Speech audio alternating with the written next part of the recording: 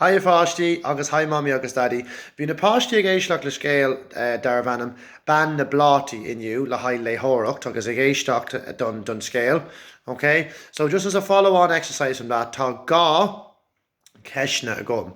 Now it's sentences that they're going to have to fill. So you can play this if you want before the scale, and they can have this in their head. But if they listen to it a couple of times, you don't have to listen to the full thing. Just a couple of minutes is fine. I listened to it today, and the answers to these questions will be in the first 2 minutes of the story. Okay, so on Cade Cown now, Iver Hain, and it's a line in the story that's said a couple of times, and it's been to Igoni ag Brisha cod.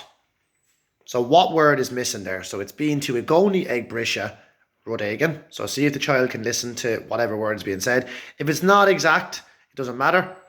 Okay. And I'll put the answers when I put so they don't hear me saying it now. I'll put the answers and you can read them. Okay. And I'll put that on the post I do with the work for today. Okay. So Iver Hain is being to Igoni ag Brisha what?